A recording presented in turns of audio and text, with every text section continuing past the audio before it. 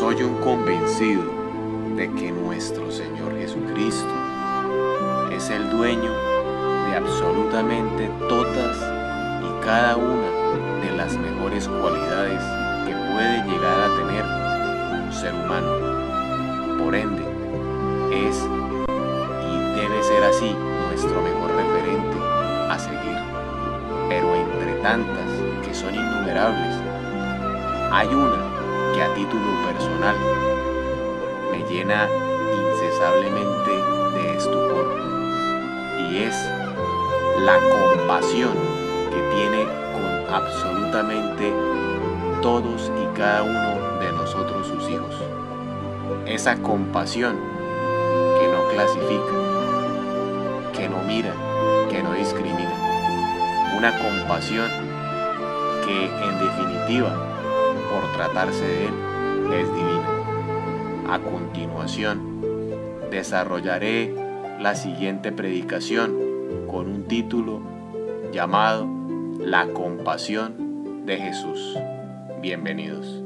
Manuel, Claudia, Luz, Gladys, Rubiela, Tránsito. Podemos ver ahí que Jesús siempre va a observarnos, a usted, a mí, con compasión.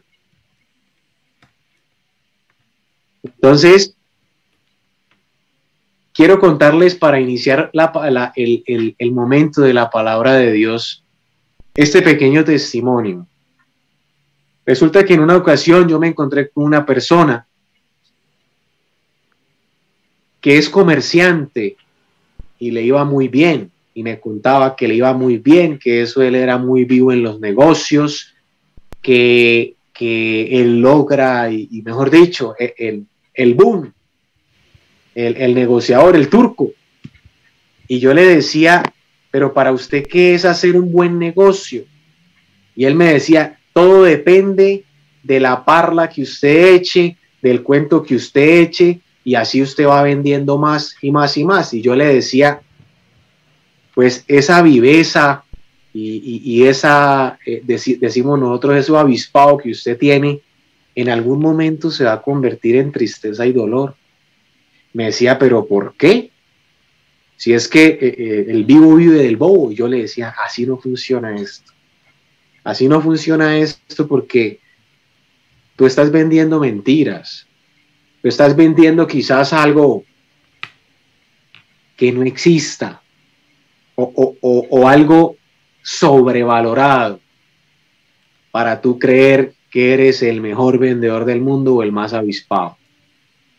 Y en efecto, con el pasar del tiempo, quizás de 2, 3 años, lo encontré, charlamos y le dije, ¿cómo le ha ido? Y me dijo, hermano, no me ha ido nada bien, estoy mal. De hecho, pues, yo lo conocí, me contó eso, yo me atreví a darle ese consejo, y lo vi por segunda vez, lo saludé y me dijo, no, hermano, usted tenía razón, esto de andar siendo muy vivo, resulta uno es emproblemado. Y bueno, a fin de cuentas les cuento este testimonio porque la compasión se hace tan ciega que simplemente la falta de compasión, se hace tan ciega que nosotros nos descuidamos del hermano, del amigo, y simplemente pensamos en nosotros mismos por falta de compasión. Bueno, iniciamos el día de hoy este tema llamado la compasión, en la imagen de ese cordero levantando esa oveja, con una palabra del Evangelio de Lucas, en el capítulo número 7, del versículo 11 al versículo 16. Lucas 7, capítulo 7, versos 11 al 16.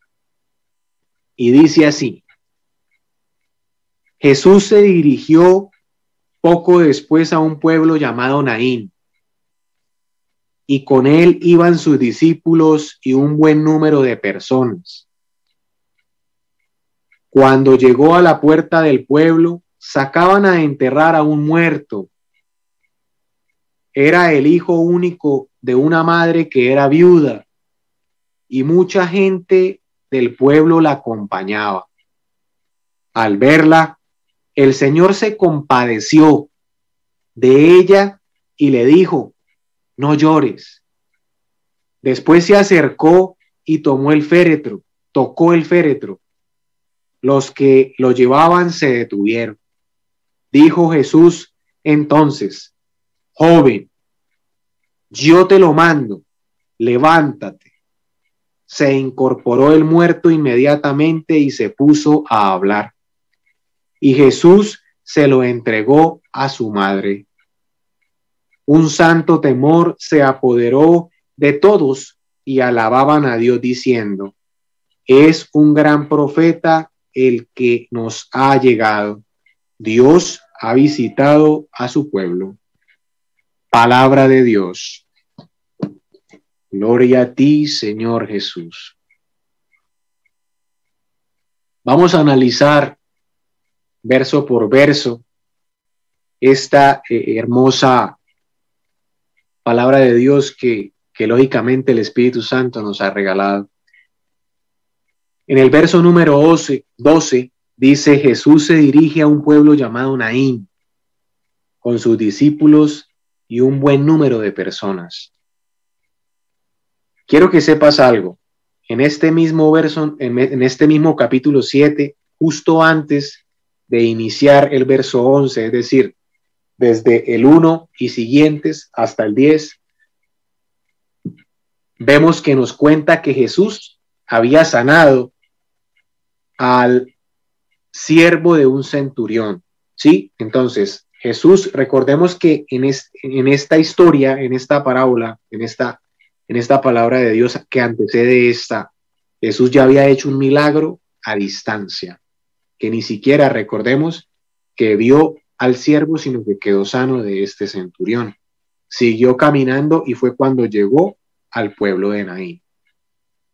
Entonces, antes de entrar a observar todo lo que sucedió o la historia que se desprende acá, quiero que entiendas que Jesús ha sanado a un siervo de un centurión a distancia.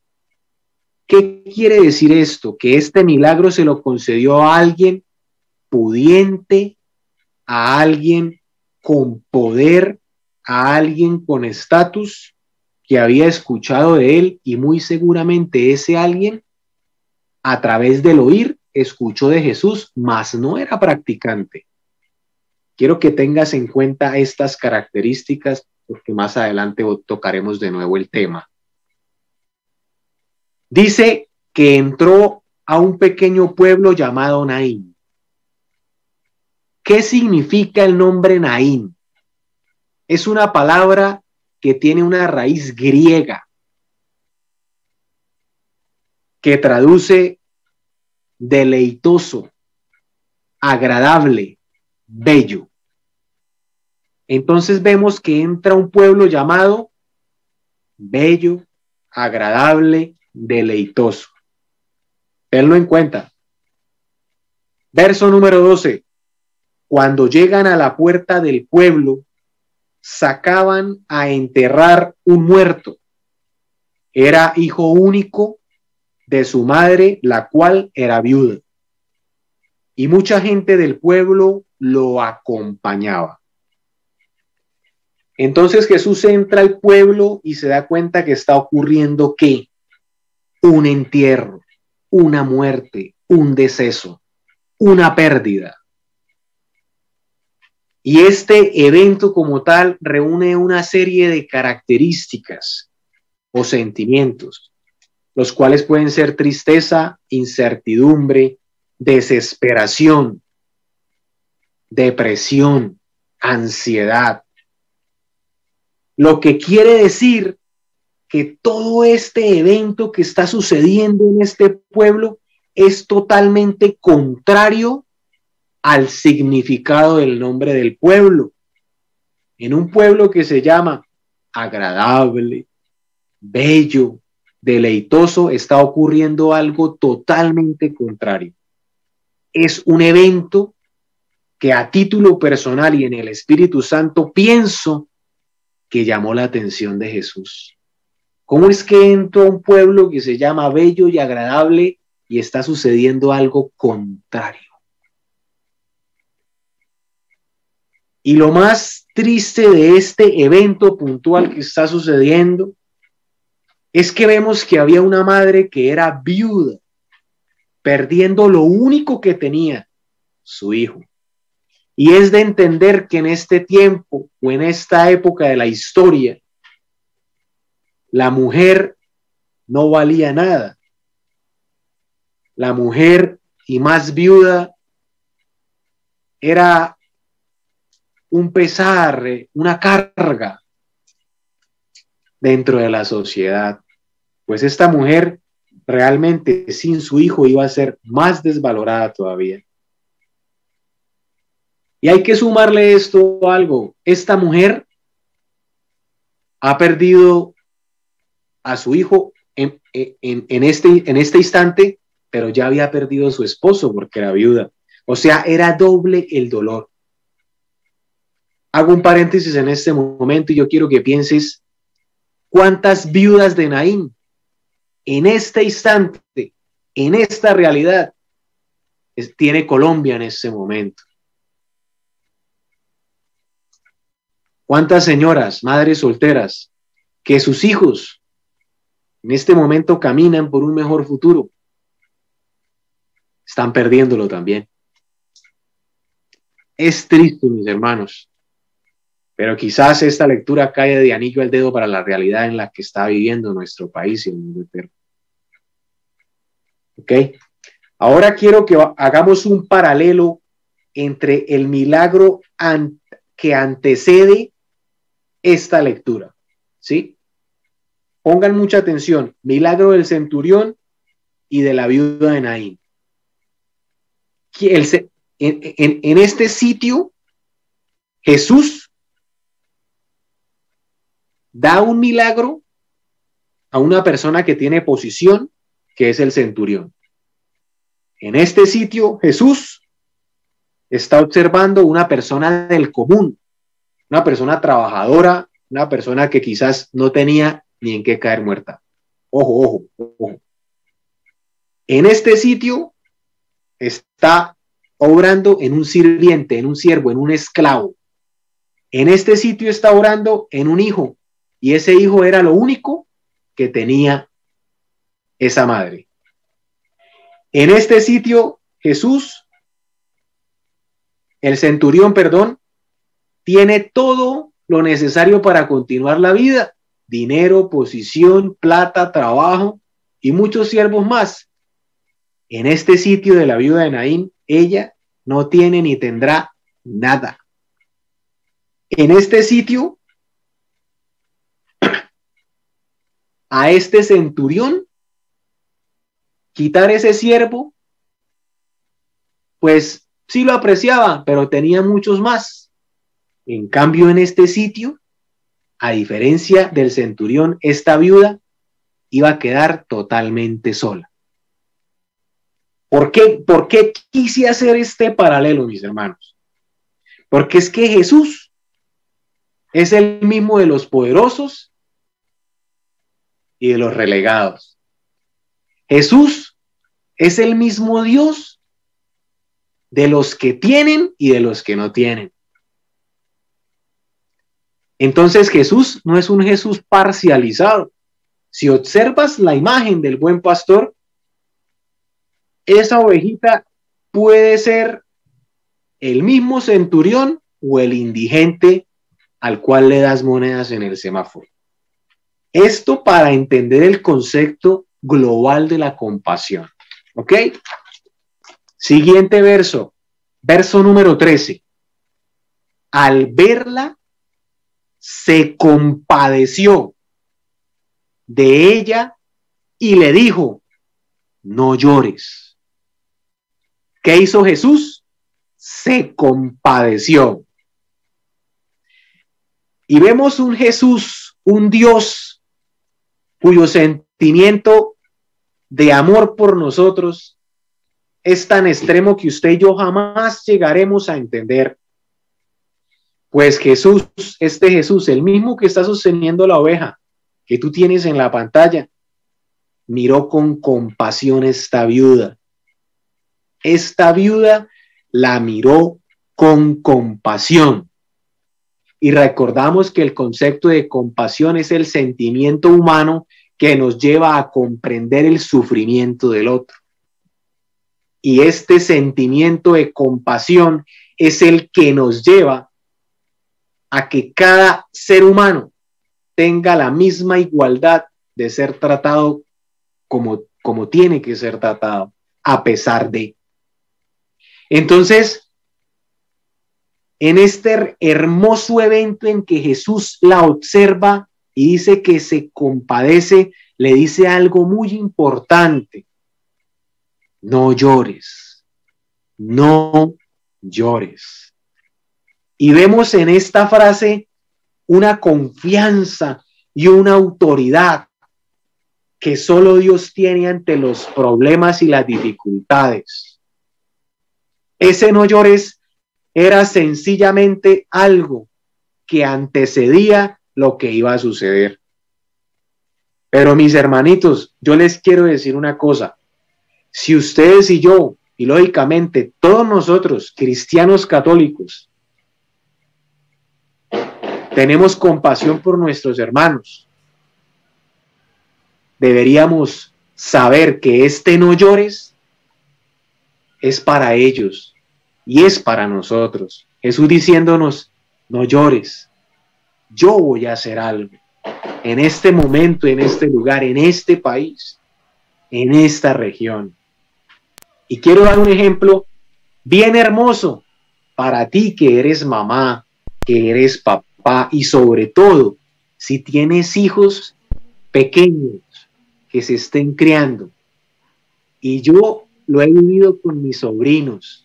Yo tengo un sobrino mayor y una sobrinita pequeña. Lo viví con mi sobrino y lo estoy viviendo con mi sobrina, y es lo siguiente: a ustedes, padres de familia, tíos, padrinos y demás, ¿qué sucede cuando su niño, su sobrino, se cae, se golpea, se hace daño? ¿Acaso ustedes no corren, lo levantan y le dicen, lo primero que le dicen es: no llores? Si observan a Jesús, el buen pastor, tomando esa oveja con esa compasión, diciéndole: no llores, no sufras, te equivocaste, estoy aquí. Miren, esto nos ha pasado a todos nosotros. Me pasó con mi sobrino mayor. Cuando mi hermana lo dejaba, se caía, yo lo recogía: mijito, no llore. Y mágicamente, cuando un padre le pronuncia esto a un hijo: no llore, él minimiza su llanto. A usted que es mamá, quizás lactante, o quizás que su hijo está creciendo, usted hace eso y él solo quiere ver que usted le diga eso, esa seguridad, esa confianza: no llores, no llores.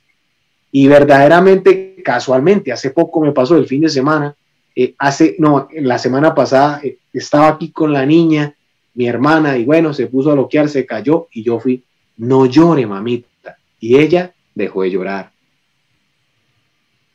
Qué hermosa frase que Jesús le dice a esta viuda: no llore. ¿Pero por qué? Porque en este momento, en ese instante, en ese sentimiento de compasión, Jesús con esa oveja, la que se perdió, y esta viuda de Naín en ese sufrimiento, Jesús le dice: no llores, porque va a verse la gloria de él.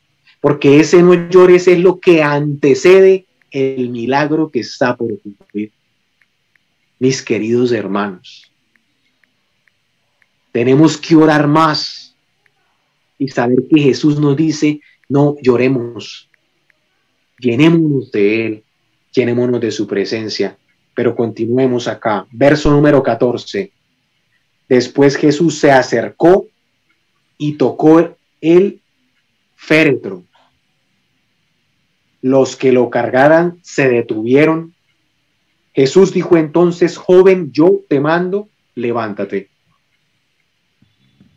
Dos aspectos importantes en este versículo.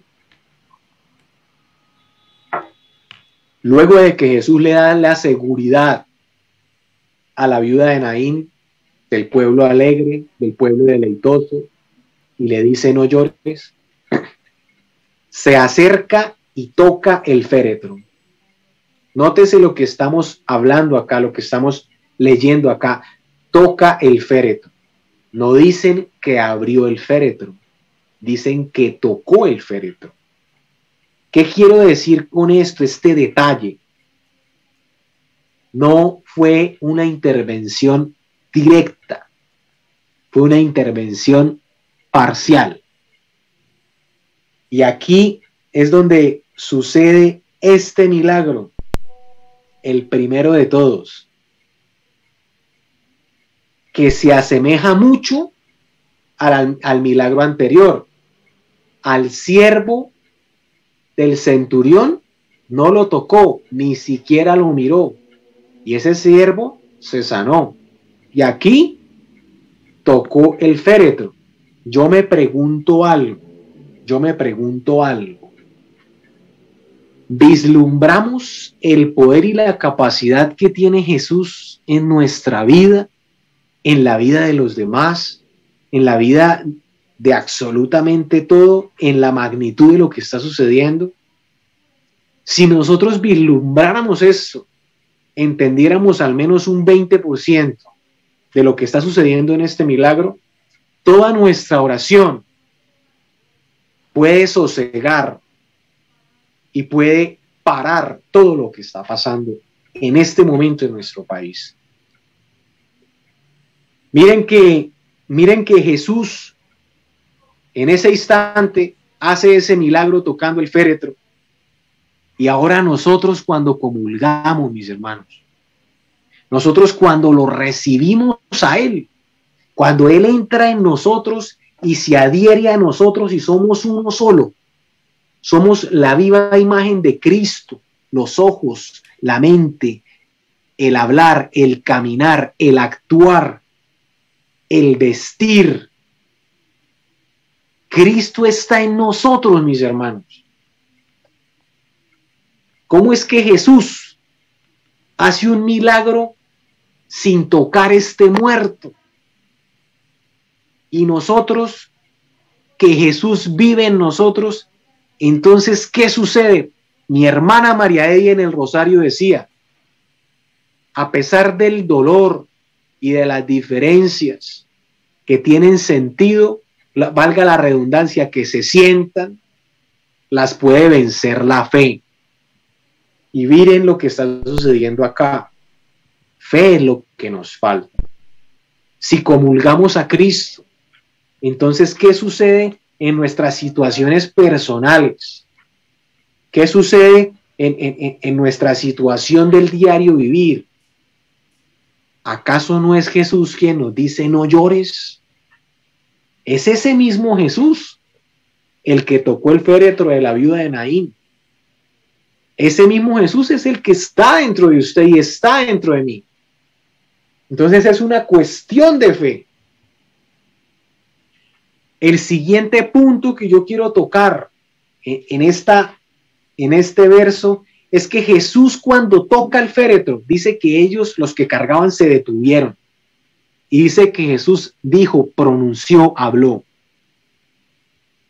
Joven, no se sabía el nombre, no dice el nombre, joven, ahí puede poner Miguel, puede poner Marta, Gladys, Oscar, Odilia, Amparo, Esteban, etcétera. Está diciendo joven, yo, ¿quién? Jesús, te lo ordeno, levántate. Aquí Jesús nos está diciendo que Él, Jesús, es el único que tiene poder. Es el único que tiene poder. Entonces, aquí vemos cómo utilizar el nombre de Jesús. Clamar el nombre de Jesús. Y tú que estás con Jesús dentro, clamar el nombre poderoso de Jesucristo para que derrote absolutamente todo. Todo es todo. Por ejemplo, el día de ayer, un día muy especial aquí, sobre todo en Colombia, 3 de mayo, día de la exaltación de la Santa Cruz. Y en este día se dicen 1000 veces Jesús. Ayer no pude ir a Eucaristía porque llegué de donde laboro y no pude salir por la condición climática. Y me fui a hacer los 1000 Jesús por mi devoción católica. Ayer tuve una situación poco particular, personal, que me tenía abatido, me tenía con rabia, me tenía con desafuero de ver a veces la inconsciencia de ciertas personas. Y me fui a hacer los Jesús. Y al principio empecé a sentirme ahogado. Y yo decía, pero es que tengo esto abierto. Tengo la ventana abierta, ¿por qué estoy ahogado? Seguía haciéndola a medio sueño. Pero cuando iba por allá como en los 500, empecé a tener fuerzas y empezó a dispersarse de mi mente y de mi corazón ese sentimiento de rabia, ese sentimiento de impotencia que estaba generando esa situación particular que estaba viviendo en ese momento. 1000 veces Jesús. Duré alrededor de 45 minutos y terminé renovado. Mis hermanos, cuánto poder hay en el nombre de Jesús. Toda esta cuestión protestante que dice, yo declaro, eso es una falsedad. ¿Cómo así que yo declaro? No, mi hermanito, el que está por encima de todo es Jesús. Jesús. Por eso él le dice, joven, yo te lo mando, levántate. Él no está diciendo, por ejemplo, si yo fuese a orar, y yo le ordeno a usted que queda sano, eso es falso, eso es falso. Es Jesús quien hace la obra. Entonces, 2 elementos bien importantes acá. El primero, que Jesús puede obrar a distancia. De hecho, está obrando en este momento a través de esta predicación. Y 2, utilizar bien el nombre poderoso de Jesucristo. Y quiero contarles algo en el primer aspecto, en el obrar de Jesús de manera, digámoslo así, no presencial. En esta pandemia, por el hecho de no poder y restricciones, toque de queda y N cosas que no permiten quizás que se charle, que se hable, bueno, en fin, X o Y motivo que sea. Han habido personas que no he podido hablar con ellas presencialmente como suelo hacerlo frente a un sagrario. Y hemos tenido que orar por teléfono, por celular, por videollamada, aquí en el extranjero. Y para la gloria de Dios, porque es Dios. He visto la gloria de Dios, se han sanado, han obtenido el favor de Dios que desean. O sea que Dios no necesita bajarse desde allá, sino con la fe que tú tengas. Y ojalá que tú puedas comulgar para proclamar con gran poder el nombre de Jesús. Él puede hacer los milagros posibles. Por eso, en este contexto de las cosas, vemos esta viuda de Naín como las mujeres que está sucediendo en este momento, todo lo que le sucede a todas las mujeres en este Colombia, podemos nosotros apoderarnos del nombre de Cristo, ojalá comulgado. Quiero proseguir con el versículo número 15. Dice, se incorporó el muerto inmediatamente y se puso a hablar. Y Jesús se lo entregó a su madre. Entonces aquí vemos el milagro materializado, hecho, eficaz, por la cual el Señor le dice a la viuda, no llores. Cuando el Señor le dice a la viuda, no llores, es donde arranca el milagro. Entonces, en el instante, mis hermanos, que Jesús hace el milagro, en ese instante, imagino yo que esa viuda se sintió alegre y feliz. Se sintió totalmente estupefacta, maravillada, impresionada, sorprendida. Y si estaba llorando, muy seguramente no he visto el primero que diga que llorando se ve hermoso o bonito. Pero imagino que de la alegría su rostro cambió y llegó a esa mujer la belleza. Y aquí yo quiero entrar en un contexto bien hermoso, mis queridos hermanos. Quiere decir que en el instante que Jesús le entrega a esa madre su hijo, se lo devuelve, en ese instante cambia el ambiente sombrío en un ambiente hermoso. En ese instante cambia todo ese ambiente de tristeza en alegría, en gozo. En ese instante cambia todo ese ambiente de incertidumbre o de represión en esperanza.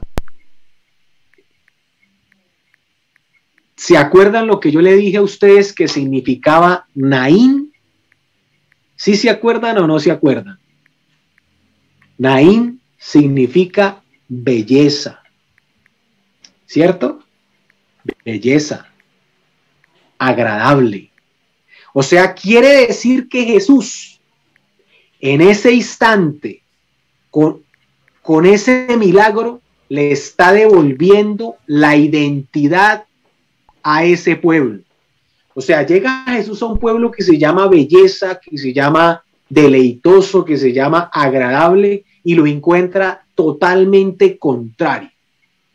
Pero a través de este milagro, Jesús le dice o le entrega ese mensaje a toda esa gente: si esto es belleza, yo tengo el poder de que realmente haga merced a lo que reza su nombre. En otras palabras, Jesús es un Señor, óigase bien, de integridad, de integridad. O sea, Jesús es un bienestar total. Jesús no va a decir, no, es que allá viene, por ejemplo, yo conocí una persona que se llamaba Alegría, una señora de 63 años que conocí en un retiro. Pero la señora era con un ceño fruncido y con la cabeza agachada todo el tiempo. Y yo decía, esa señora no se puede llamar Alegría. Esa señora tiene que llamarse Tristeza. Entonces, la integridad de Jesús, aparte de resucitar este joven muerto y devolverle la paz a esta viuda, Jesús viene a devolvernos a nosotros la integridad, porque Él es integral. O sea, en otras palabras, Jesús es una persona íntegra. Él no es medias tintas como usted o como yo, que yo digo hoy blanco y mañana digo negro. No, Jesús es un Señor recto, un Señor como es. Entonces, imagínense en ustedes que en nuestra sociedad todo fuera integral. Por ejemplo, que usted cuando fuese a donde un doctor, él lo revisara todo, le preguntara todo, le mandara exámenes, lo tratara bien y no simplemente le recetara pastillas y lo mandara para la casa. Ese doctor, en el segundo ejemplo, no es íntegro, no es integral. ¿Qué pasaría donde este vendedor o comerciante que ofrece sus productos quisiera ganarse lo justo y no ganarse el 400, el 500%? sería integral y Dios lo miraría bien. Haría mella de Dios. ¿Qué pasaría donde el evangelizador, el predicador, preparara cada enseñanza para glorificar a Dios, para transmitir el mensaje de Dios, mas no para ensimismarse? Sería integral, sería íntegro. ¿No creen ustedes? Pues Jesús, haciendo esto que hizo, devolviéndole el significado a este pueblo de Naín, que es bello y alegre, devolviéndole el significado, resucitando este joven que falleció, nos está diciendo que Él es integral y que ser integral es sinónimo de parecernos a Él. Verso número 16. Un santo temor se apoderó de todos y alababan a Dios diciendo: es un gran profeta el que nos ha llegado. Dios ha visitado a su pueblo. Nótense que después de ver este milagro dice que un santo temor se apoderó de todos los que estaban ahí, absolutamente todos. Y si vamos al verso número 11, también iban con Jesús los apóstoles y toda la gente que lo acompañaba eran los mismos que habían estado en el milagro de el centurión. O sea que había muchísima gente, muchísima gente. Todo el pueblo que estaba enterrando a este joven, el hijo de la viuda de Naín, sumado a toda la gente que venía con él más sus apóstoles. Pues todos, dice que se apoderó de ellos un santo temor. ¿Qué es el santo temor? O temor a Dios. Es un don del Espíritu Santo. Y este don del Espíritu Santo nos hace analizar, pensar en las consecuencias que hay luego de cada decisión o de cada acto que hagamos. En otras palabras, es el don del Espíritu Santo que nos permite detenernos y no hacer ciertas cosas que ofendan a Dios y que también afecten nuestro diario vivir. Y tengo un testimonio en este verso que verdaderamente, aparte del milagro que sucede, este verso para mí es lo más importante de esta predicación. Santo temor de Dios, don del Espíritu Santo. Es el séptimo, el último. Hoy lastimosamente los testimonios que estoy dando le han correspondido a los comerciantes. No sé por qué. No sé si hay muchos comerciantes conectados o algunos comerciantes escucharán esto en algún momento. Otro amigo comerciante consagrado a Dios, vendedor, muy orante, gran persona, amigo mío, por supuesto, fiel al sacramento del matrimonio. Pues el hombre, haciendo pues sus negocios y toda esta cuestión, me cuenta que empezó a frecuentar a una clienta que le parecía muy, muy bonita. Y esta clienta, lógicamente, también le parecía muy simpático. Palabras iban, palabras venían, relación vendedor-comprador, más nada. Pero la cosa se fue como amenizando en otra melodía diferente. Pues llegó un punto en que la muchacha ya lo veía con otros ojos. Y cuando él llegó, pues, a vender sus productos, se encuentra que, pues, esta mujer estaba vestida con ropa muy ligera. Y él me dice: Miguel, yo miré a esa mujer y esa mujer me dijo: siga, dijo, y yo la miré y le pedí al Espíritu Santo que me ayudara. Dijo: quedé paralizado. Fue como si me hubiera entrado un rayo de electricidad de la cabeza hasta los pies y quedé paralizado por un instante. Y se me pasó por la mente mi familia, mi mujer, mis hijos, la parroquia, mi vida como servidor. Dijo: di media vuelta, y me fui en mi carro.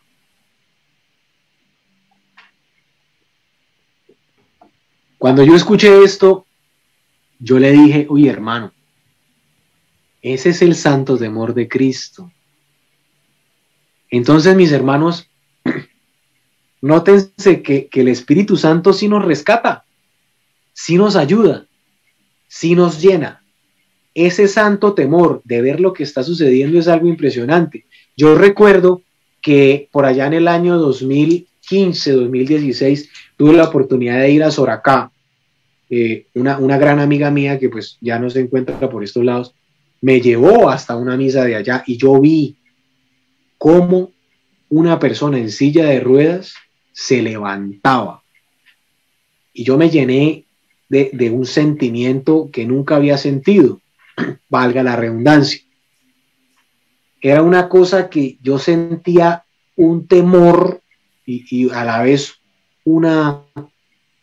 como una inspiración del Espíritu de Dios, que yo decía: Dios mío, realmente tú obras en la gente. Ese es el santo temor. Ahora vamos a pasar este verso que dice que toda la gente quedó llena del santo temor de Cristo. Pasémoslo en el contexto actual de nuestro país.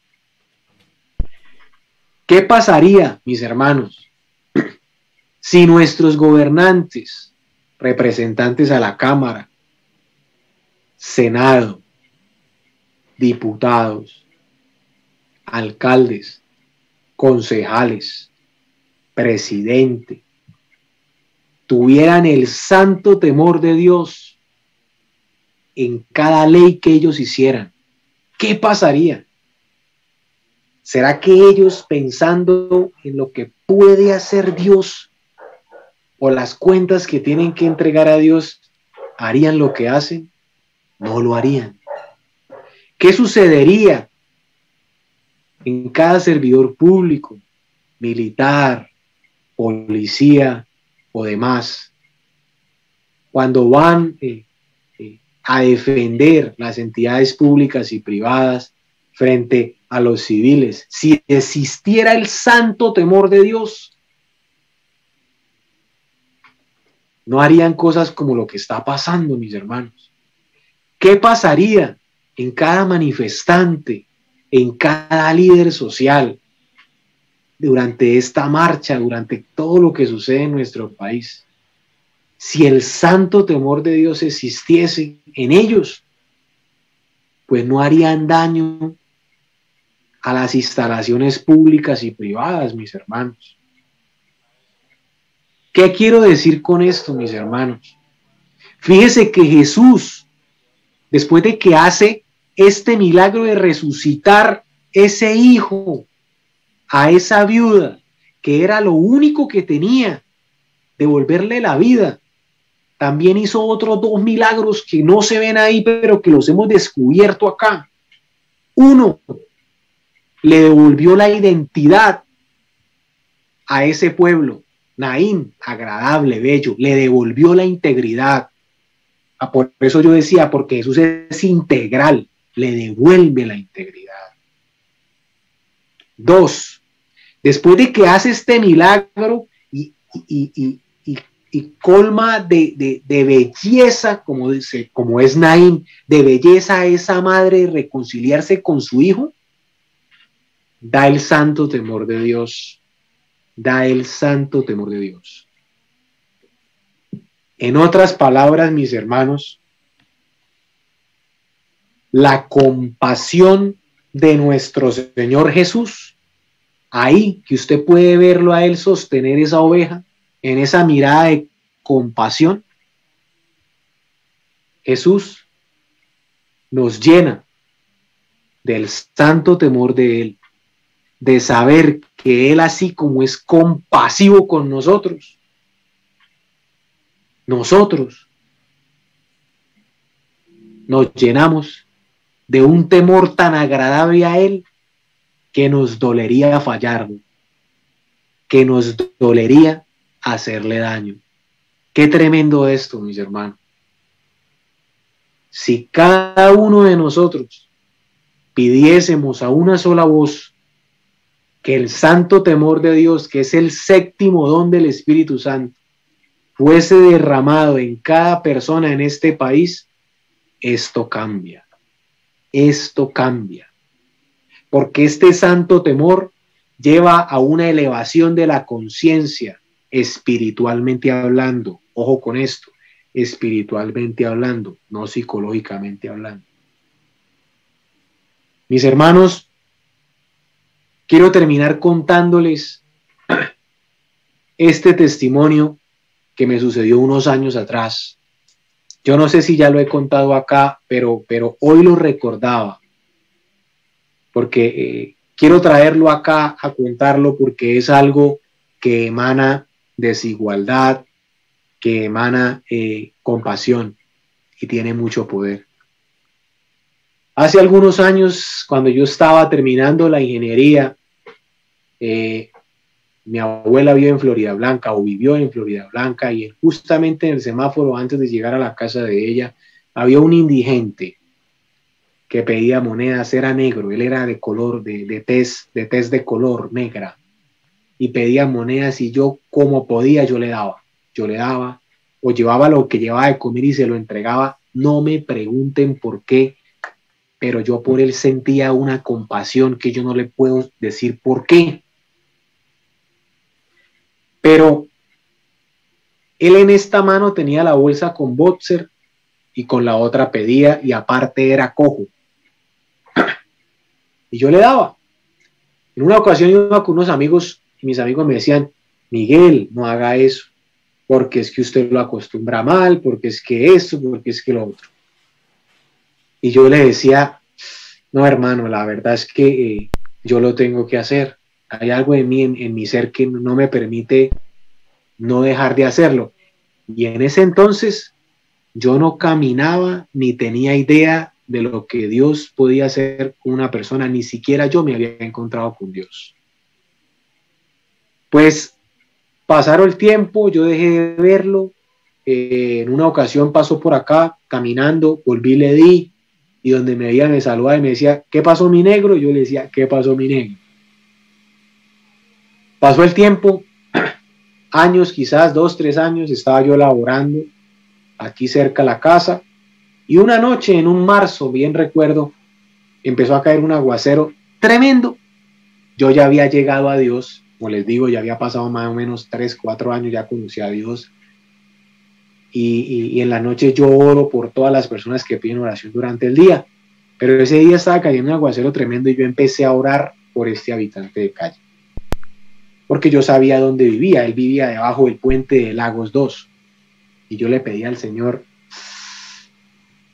Se me vino a la mente, o sea, yo llevaba sin verlo hace muchos años, pero yo empecé a orar, y esta persona se veía a mi mente, y yo decía: Señor, yo te pido que resguardes a esta persona del agua, de que lo que le está sucediendo en este momento, pues que no se moje, que no se le dañe donde vive, pero que sobre todo, Señor, más que una catástrofe natural, yo te pido que lo disperses o lo alejes de este flagelo de la droga. Pasó el tiempo. Al siguiente año me empleó una empresa con la cual yo viajaba por todo Santander y por todo el Valledupar. Todos esos pueblos de la costa.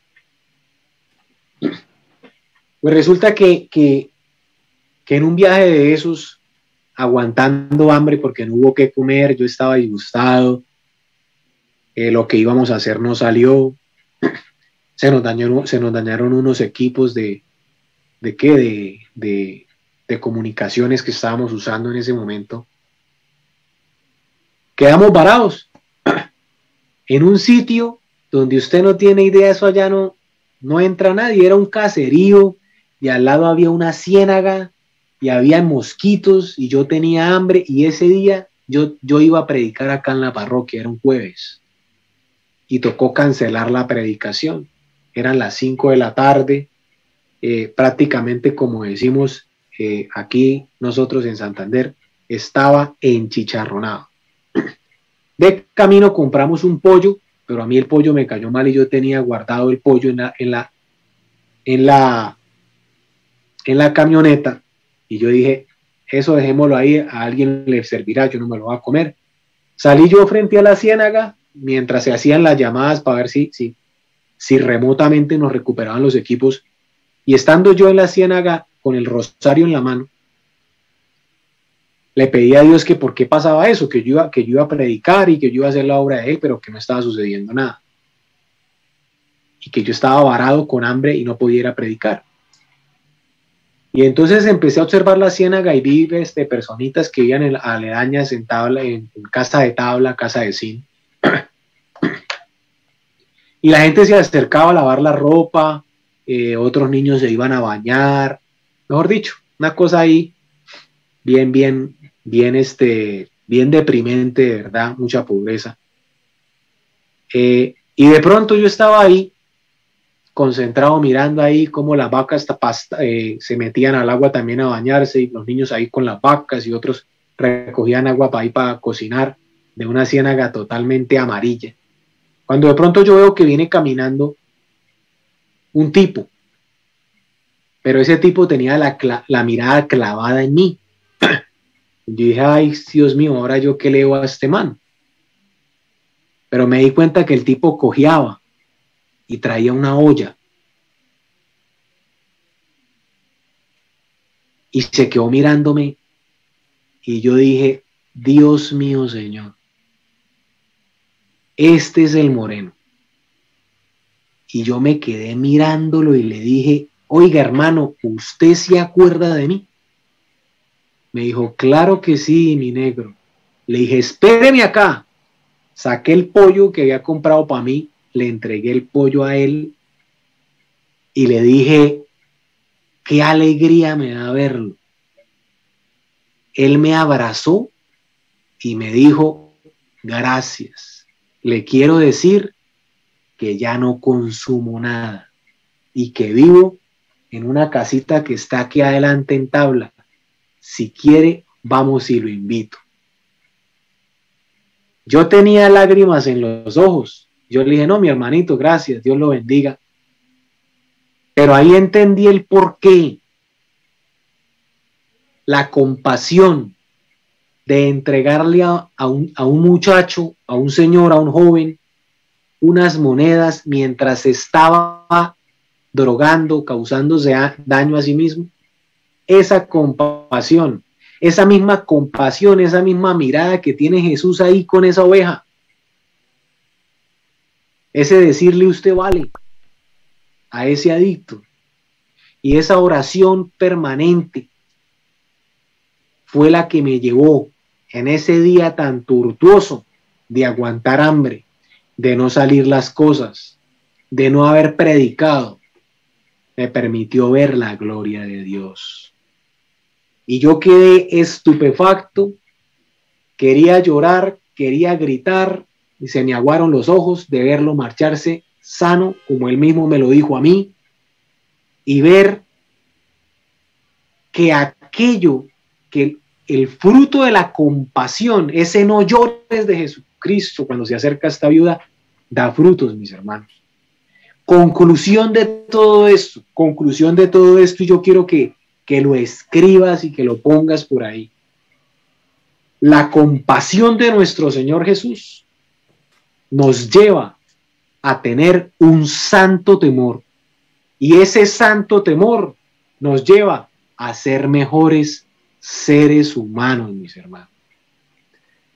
Con esto, con esta frase, con esta conclusión, doy por terminada como tal la predicación, y quiero que ahí donde estás, en donde te encuentres, te dispongas para hacer oración conmigo en este momento y en este lugar.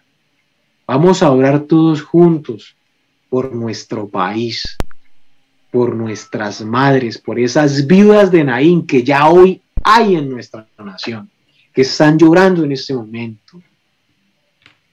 Pero también vamos a pedir por ese pueblo que rodeaba a la viuda de Naín, la viuda de Naín, que necesitaba ver ese milagro para llenarse del temor de Dios. Y en este momento todos somos ese pueblo.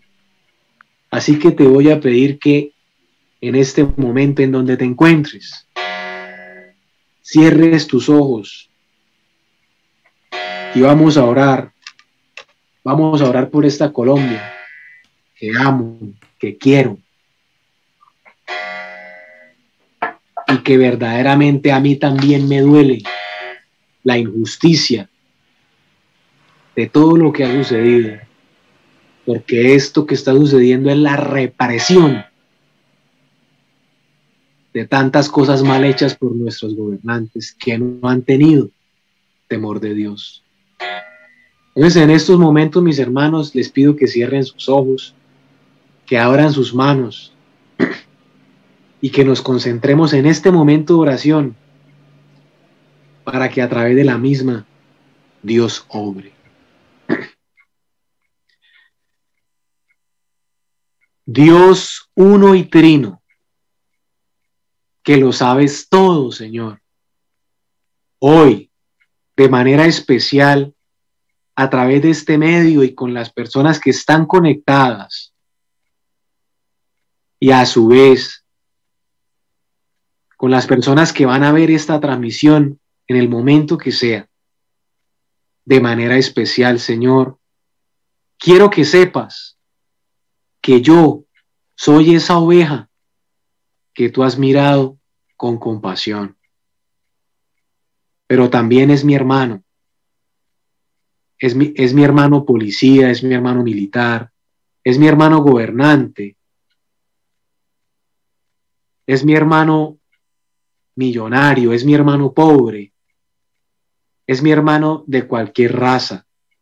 Todos ellos somos la misma oveja. Todos ellos, Señor. Yo recuerdo, Señor, en tu palabra, que tú quedaste asombrado cuando tú entraste al pueblo de Naín, a ese pueblo bello, a ese pueblo hermoso, a ese pueblo de deleite, como lo dice el nombre, Naín. Tú también, Señor, sabes que en este país, Colombia, es bello, es hermoso. Todas las personas acá viven alegres, Señor, viven felices, son trabajadoras, son humildes, Señor. Y tú quedas impresionado porque cuando entras en Naín te das cuenta que está sucediendo todo lo contrario. Y hoy tú también, Señor, miras a Colombia y dices, hey, ¿qué pasa? Este es el país consagrado al divino niño, consagrado a mi presencia, consagrado a mi madre. ¿Qué pasa? Hoy, Señor, te pido que tomes mi país como la viuda de Naín, Señor. Esa viuda que llora, esa viuda que sufre, porque le están quitando lo único que tiene su hijo, Señor. Creación tuya. Señor, en esa representación de la viuda de Naín, yo te pongo a Colombia, te pongo a cada ciudad, Cali, Medellín, Bogotá, Bucaramanga, Popayán, todos los departamentos de mi país. Tú tienes poder, Señor, como lo tuviste con la viuda, de acercarte y decirle, como cuando sostienes esa oveja, no llores, no llores. Señor Jesús, ponemos la mirada en ti, esa mirada de compasión, Señor. Esa mirada de ternura, de amor, esa mirada de igualdad. Que no nos ves a unos pobres, a otros ricos, nos ves iguales. No nos ves poderosos o débiles, nos ves iguales, Señor. Y tú te acercas a ese niño, a ese joven muerto. Ni siquiera lo tocas, porque tú tienes ese poder. Solo una palabra tuya, Señor. Una sola. Será suficiente. Pronuncia el nombre de este país, Señor, Colombia. Y en el nombre poderoso tuyo, Jesús de Nazaret, te entrego cada dolor, cada cosa que está sucediendo en mi patria, en mis hermanos, en todas las familias, en cada habitante, sea cual sea el estrato, sea cual sea la posición. Todo esto, Señor, sé que tú lo puedes hacer porque tú eres grande, tú eres misericordioso, tú eres bondadoso, tú eres compasivo, Señor. Yo me acojo a tu palabra, Señor. Y a través de este acto de compasión,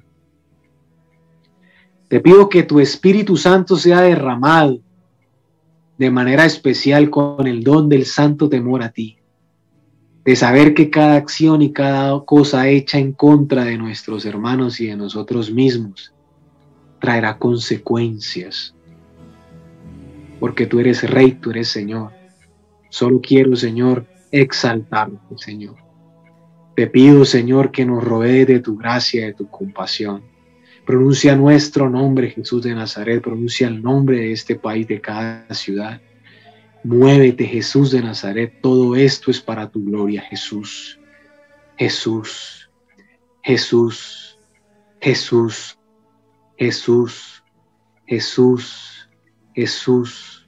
Jesús, Sirian Sarrabara, Shiriana Banala, Shiriarabanda, Rabarala Yandara Bakakshana Yandarai.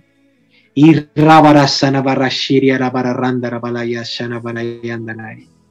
Ida Bara Shiriara Rabara la Viera Fanakakshiri Datatayasai. Anabaga Kshinia la Kakshara Bakakshiria Datayasai. Santo es tu nombre. Poderoso eres, Señor, Señor de todas las cosas, que estás sobre todos los cielos, Señor. Haz que en este país llueva el Espíritu Santo, en cada corazón, en cada voluntad, en cada decisión, Señor. En aquellos que tienen el poder material de poder tomar buenas decisiones para que un pueblo se calme. En aquellos que marchan por justicia para que marchen sin hacer daño. En aquellos que se oponen para que cuiden y no vayan en un tropello, Señor. Tú puedes hacer eso y más. Que tu Santo Espíritu se llene en toda la nación, que llene los ríos, que llene las calles, que llene las empresas públicas, privadas, edificios, casas, barrios, montañas. Muévete, Espíritu de Dios.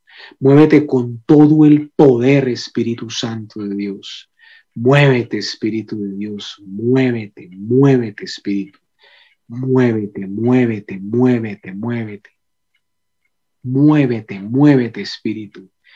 Iriara bara shiriara bara rabara jiriara bara randara bara jiriara bara randara la yara jiriandara. Iriara basara bara jiriara bara rabara jiriara yandara. Arrabasua bara shiriara bara randara jiriara. Iniara bakshiriara bara jiriara bara yarandara. Iriara bashara bashiara rayara la bara rayara randara.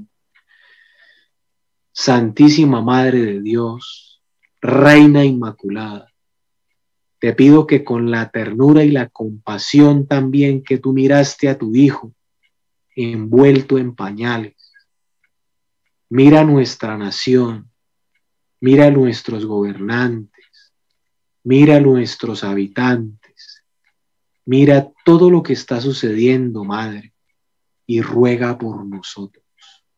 Ruega por nosotros, ruega por nosotros, Santísima Reina, Inmaculada, siempre Virgen, Señora nuestra. ¿Qué es lo que tú no le pidas a tu Hijo que no te lo conceda? Hoy más que nunca necesitamos de ti. Este país está consagrado a ti, Madre.